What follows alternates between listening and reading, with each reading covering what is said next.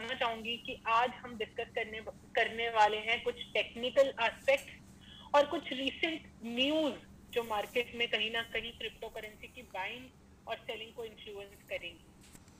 With the same scale में already join कर चुके हैं या वो भी हैं जो शायद ज्वाइन करना चाह रहे हैं। So first of all welcoming you all in this wonderful time where we have actually got the opportunity कि हम एक दूसरे के साथ बात कर और ये सेशन को स्टार्ट कर सके। दूसरी चीज, हम लोग एक ऐसी इंडस्ट्री का हिस्सा बन चुके हैं जो आने वाले टाइम में एक नेसेसिटी बनने वाली है और आज की डेट में काफी सारी कंट्रीज में नेसेसिटी बन भी चुकी है। इसके बारे में भी हम बात करेंगे, लेकिन कहीं ना कहीं हम उस चीज को समझने में कहीं ना कहीं वीक हो जाते हैं कि क्रिप्टो करेंसी आखिर है क्या, उसकी टेक्नोलॉजी क्या है और वो क्यों बनी, ऐसी क्या जरूरत आ गई थी कि हमें एक ऐसी टेक्नोलॉजी की जरूरत पड़ गई। तो आज हम ये सारी चीजें डिस्कस करने वाले हैं। फर्स्ट थिंग हम बात करते हैं क्रिप्टो करेंसी की। तो सब लोग जानते हैं क्रिप्टो करेंसी क्या होती है। सरल शब्दों में सबको पता है कि एक ऐसी करेंसी है जो कोई भी एक किसी देश का बॉर्डर नहीं जानती। वो एक ग्लोबलाइजेशन मॉडल है जिसमें हर इंसान एक जगह पर बैठा हुआ किसी भी कंट्री के साथ अपनी इस करेंसी को as a medium of exchange use कर सकता है। लेकिन इस करेंसी की डेवलपमेंट क्यों हुई थी, कैसे हुई थी, तो इन सब चीजों की जो डिटेल्स है वो हम आज डिस्कस करेंगे। तो क्रिप्टो करेंसी हम जैसे इजीली देख सकते हैं, ये दो वर्ड्स का पार्ट है। एक पार्ट है क्रिप्टो, दूसरा है करेंसी। अब यहाँ पर आपको मेरी स्क्रीन नजर आ रही होगी जिसमें डेफिनेशन भी लिखी हुई है, लेकिन आज हम बात करेंगे कि क्रिप्टो करेंसी को करेंसी बनाया किसने। इसको करेंसी बनाया क्रिप्टोग्राफी ने। आज की डेट में सब लोग व्हाट्सएप यूज करते हैं। आज बहुत सारे लोग व्हाट्सएप के माध्यम से इस सेशन का पार्ट बने हैं। तो कहीं ना कहीं हम लोग इंटरनेशनल कॉल्स के लिए या for that matter domestic calls के लिए भी व्हाट्सएप कॉलिंग करते हैं। तो जब कभी आप कॉलिंग करते हो, अगर वो कॉल आपने इत्तेफाक से रिकॉर्ड करके देखा हो तो आपको सिर्फ एक तरफ की कॉन्वर्सेशन नजर आएगी। और उस कॉन्वर्सेशन की वजह क्या होती है कि इसमें इंक्रिप्शन टेक्नोलॉजी का यूज होता है व्हाट्सएप में। यानी कि अगर मैं यहाँ पर बैठकर किसी दूसरे व्यक्ति से जो किसी और कंट्री में बैठा है उससे कोई बात कर रही हूँ, तो जो मैसेज मैं लिखूंगी वो मैसेज जब उनको ट्रांसफर होगा तो बीच में जो टेक्नोलॉजी है उसको इस तरीके की लैंग्वेज में बदल देगी जो बीच में कोई भी स्टडी नहीं कर सकता। किस पे यूज होती है? ब्लॉकचेन पे। और इसका रिजल्ट क्या होता है?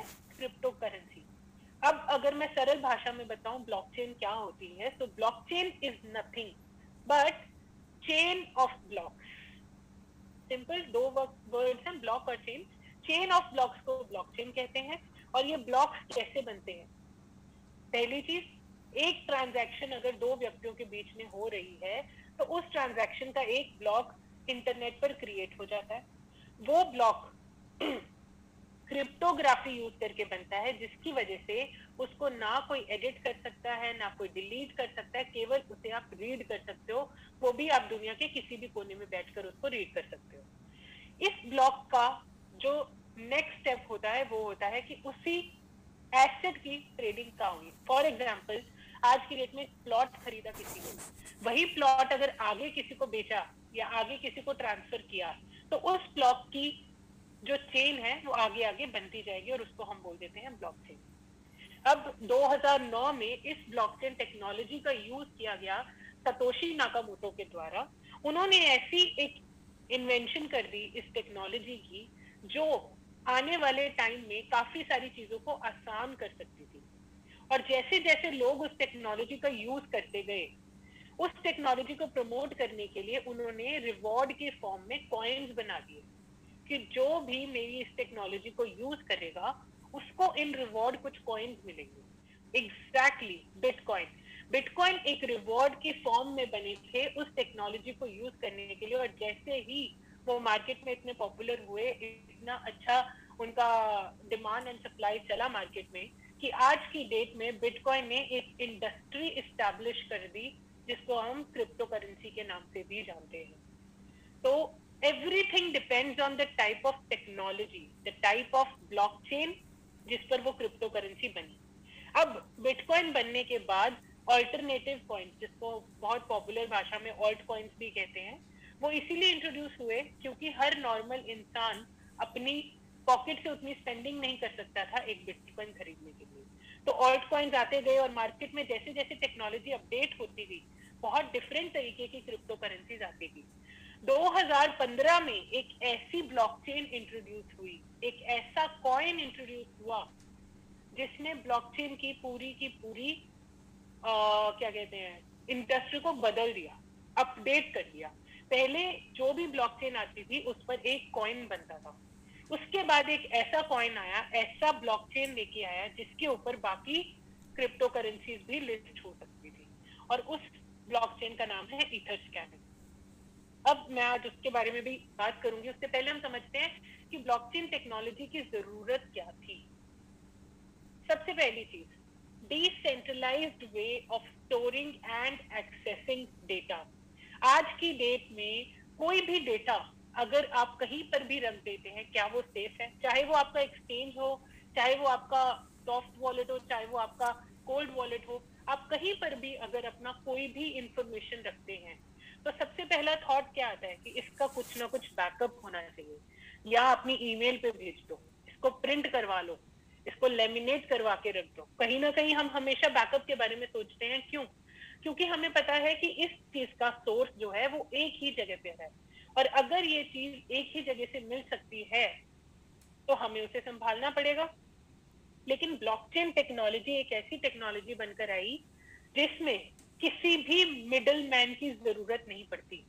अगर आज की डेट में हम प्रॉपर्टी में इस मॉडल को लगा दें तो जैसे ही कोई प्लॉट बिकेगा वैसे ही वो ट्रांजैक्शन ऑटोमेटिकली एक ब्लॉकचेन पर अपलोड हो जाएगी, और वो पूरी दुनिया में हर जगह अपलोडेड रहेगी। ऐसा नहीं है कि अगर पंजाब में कोई प्लॉट बिका और इंडिया ने ये टेक्नोलॉजी को यूज किया तो सिर्फ पंजाब के लोग ही उसे देख पाएंगे, ऐसा नहीं है। अगर कोई इंसान कनाडा में, अफ्रीका में, जहां पर भी इंटरनेट चल रहा है, हर जगह से every person in this whole world can see that one transaction happening, कि एक प्लॉट कहीं का बिका है किसी के पास।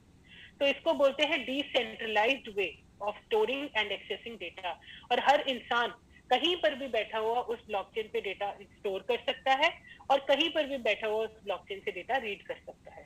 फॉर एग्जाम्पल, हम इथरस्कैन पे जाकर जब भी एलपीएन टोकन के ट्रांजैक्शन हैश देखते हैं तो वो हम किसी भी कंट्री में देख भी सकते हैं और किसी भी कंट्री से वहां पर हैश जनरेट भी हो सकता है।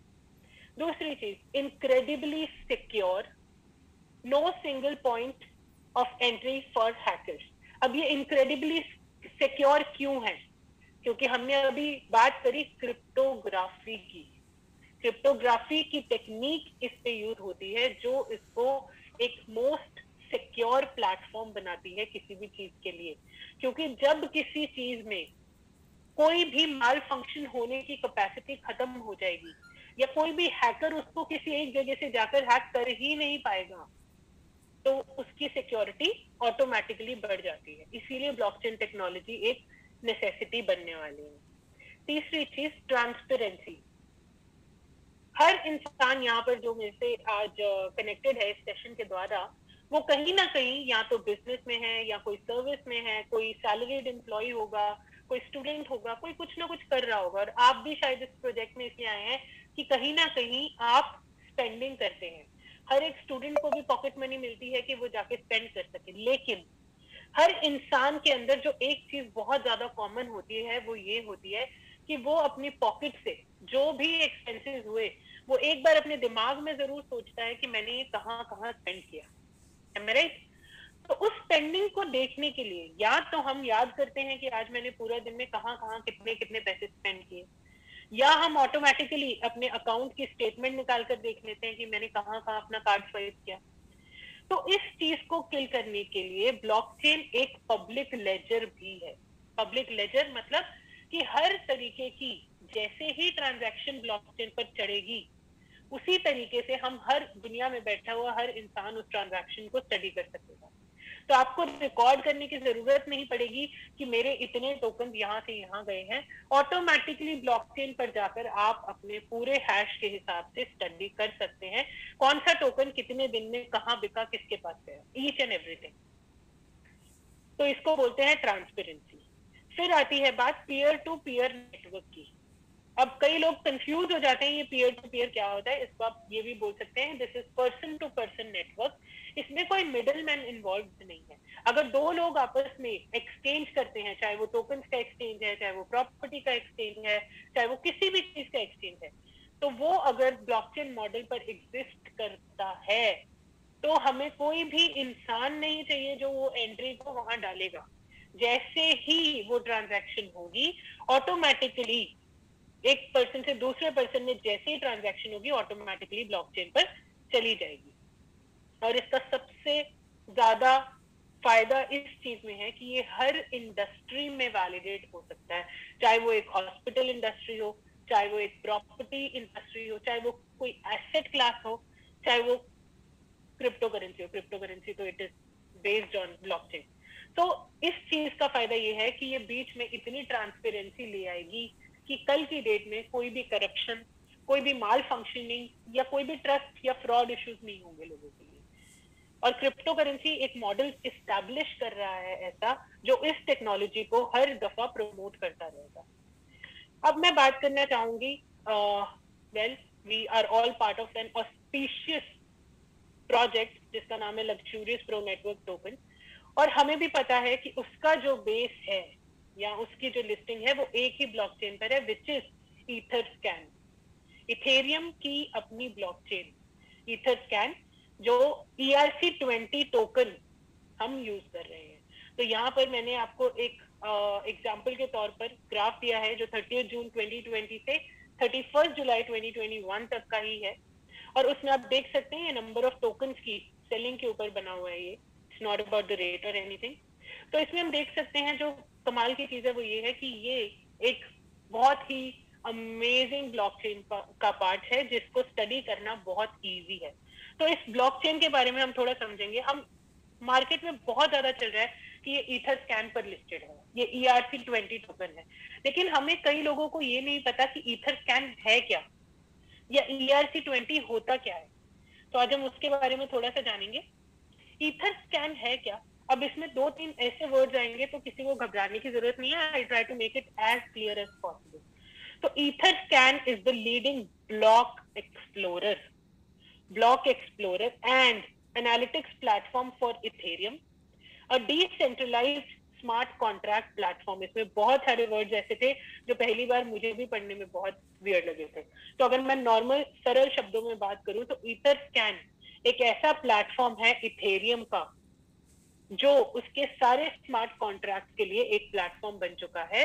In other words this is the blockchain technology of Ethereum. तो अगर मैं इसमें से वर्ड्स उठाऊं कि एक ब्लॉक एक्सप्लोरर होता क्या है, ईथरस्कैन एक ब्लॉक एक्सप्लोरर है इथेरियम के लिए। ब्लॉक एक्सप्लोरर क्या होता है? This is a search engine that allows users to easily look up, confirm and validate transactions that have taken place on Ethereum blockchain। यानी कि ईथरस्कैन एक ऐसा सर्च इंजन है, गूगल भी एक सर्च इंजन है, हर चीज आप सर्च करते हो आपको मिल जाती है, उसी तरीके से ईथरस्कैन एक ऐसा सर्च इंजन है इस ब्लॉकचेन का कि आप कोई भी टोकन वहां पर सर्च करना चाहें जो ERC-20 टेक्नोलॉजी यूज करता है या इथेरियम पे ईथरस्कैन पे लिस्टेड है, उसको आप केवल सर्च करें और उसकी सारी ट्रांजैक्शंस को आप देख भी सकते हैं, कंफर्म भी कर सकते हैं और वैलिडेट भी कर सकते हैं। इसको हम बोलते हैं एक ब्लॉक एक्सप्लोरर। दूसरी चीज, डिसेंट्रलाइज्ड स्मार्ट कॉन्ट्रैक्ट प्लेटफॉर्म। अब ये बहुत बड़ा वर्ड है। डिसेंट्रलाइज्ड का मतलब तो हम सब जानते हैं, लेकिन स्मार्ट कॉन्ट्रैक्ट क्या होते हैं? आपने बहुत लोगों ने सुना होगा स्मार्ट कॉन्ट्रैक्ट ये होता है, स्मार्ट कॉन्ट्रैक्ट वो होता है, और आज हम जानेंगे कि वो क्या होता है। A smart contract is an agreement between two people in the form of computer code. They run on the blockchain, so they are stored on a public database and can not be changed. एक smart contract क्या होता है? आज की date में सब लोग website पे LPNT का अकाउंट बना चुके हैं, राइट? आप वहां जाकर जैसे ही डॉलर्स डालकर अपनी परचेज करते हैं, ऑटोमेटिकली आपके पास टोकन्स आ जाते हैं, राइट? तो वो टोकन्स क्या है? वो स्मार्ट कॉन्ट्रैक्ट्स हैं। दो लोगों के बीच में एक अग्रीमेंट होता है कंप्यूटर कोड की फॉर्म में, और ये ब्लॉकचेन से ही रन होते हैं, एक ऐसे पब्लिक डेटाबेस पे सेव होते हैं। और यहाँ पर पब्लिक डेटाबेस क्या है? ईथरस्कैन। और वो हम चेंज नहीं कर सकते, हम एडिट नहीं कर सकते, चेंज नहीं कर सकते, डिलीट नहीं कर सकते। ये ट्रांजैक्शन ब्लॉकचेन के द्वारा प्रोसेस होती है, यानी कि ये ऑटोमेटिकली सेव हो जाती है, इनको किसी थर्ड पार्टी की जरूरत नहीं है। अगर आज आप प्रोबिट पर जाकर 100 एलपीएन टोकन बाय करते हैं या सेल करते हैं, ऑटोमेटिकली ब्लॉकचेन पर आपको इसका ट्रांजैक्शन हैश के द्वारा एक एंट्री क्रिएटेड मिलेगा। This is possible because these are smart contracts. उसके बाद हम बात करेंगे ERC-20 की। तो ERC-20 की फुल फॉर्म होती है इथेरियम रिक्वेस्ट फॉर कमेंट, और ये एक ऐसी टेक्नोलॉजी है जो बेसिकली हमें हेल्प करती है जितने भी इथेरियम बेस्ड टोकन हैं उनको सेंड या रिसीव करने